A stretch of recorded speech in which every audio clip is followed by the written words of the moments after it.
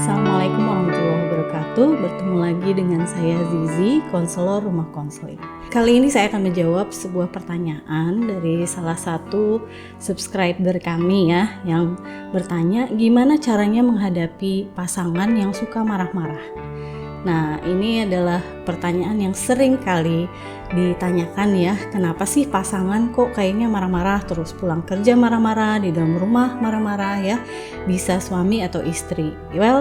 Perlu diketahui ya teman-teman, bahwasanya marah itu adalah emosi yang mudah sekali tampak dari luar gitu. Padahal di balik amarah itu ada banyak sekali emosi-emosi yang lebih kompleks, yang sulit sekali untuk kelihatan ya, karena memang sengaja juga disembunyikan ya. Jadi ibarat gunung es di kutub ya, permukaannya itu kan lebih kecil daripada apa yang ada di bawahnya. Jadi kalau sebuah gunung itu kelihatannya kecil di permukaan, di bawah air itu justru lebih besar. Jadi nggak boleh underestimate yang namanya gunung es. Nah, begitu juga dengan emosi marah ini. Seringkali marah itu yang tampak aja di permukaan, padahal di baliknya itu bisa jadi ada perasaan-perasaan yang jauh lebih rumit dan kompleks, yang bahkan orang yang marah sendiri juga nggak sadar gitu. Apakah perasaan-perasaan itu bisa jadi dia merasa kurang didengarkan, tidak dihargai, diabaikan, dilecehkan ya, kurang diapresiasi, tidak ditatap gitu ya. Makanya salah satu tips ya buat para suami nih ya, yang pengen tahu gimana sih caranya menghadapi para istri yang suka ngomel-ngomel.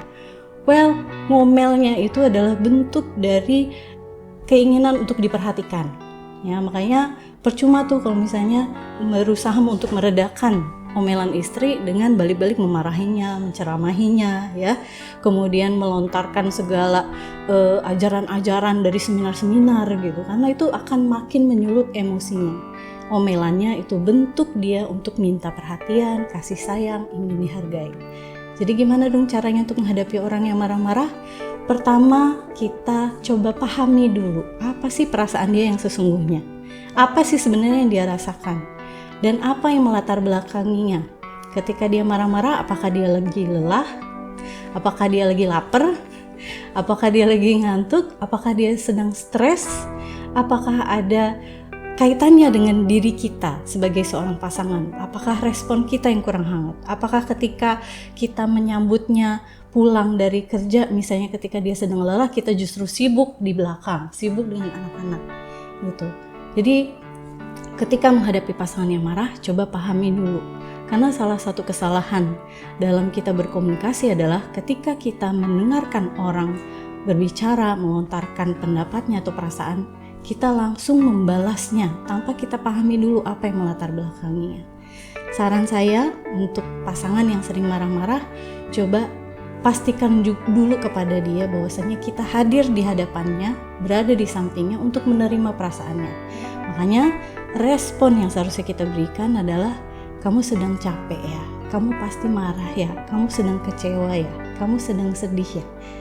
Lalu setelah itu coba nyamankan. Bagaimana caranya? Bahasa yang paling mudah adalah dengan bahasa sentuhan. Coba peluk ya, kemudian sentuh pundaknya, kalau bisa pijit-pijit gitu ya untuk membuat dia nyaman gitu. Setelah dia sudah mulai mereda, barulah kita tanyakan, kalau kamu pengen bicara, aku siap untuk mendengarkan. Untuk saat ini sepertinya kamu sedang butuh sendirian dulu gitu ya. Jadi jangan langsung ikut tersulut emosi gitu. Dia sedang tersulut emosinya, kita ikutan gitu. Akhirnya ya udah, kita bakal perang gitu. Makanya salah satu harus dalam kondisi stabil emosinya. Ini yang dinamakan dengan insight ya. Jadi kita berusaha mendalami apa sih sebenarnya di balik emosi dia itu. Bukannya langsung menjudge, melabel, langsung mengatakan bahwasanya kamu memang pemarah, kamu bisanya cuma ngomel aja, kamu bisanya cuma marah-marah aja ke kita semua, kamu ketika pulang bukannya malah menyamankan, malah membawa emosi yang negatif ke rumah gitu. Ini yang namanya menjudge, melabel. Dan gimana kita bisa terhubung hati kita dengan pasangan kita kalau belum apa-apa kita langsung menyerangnya dengan label-label itu ya.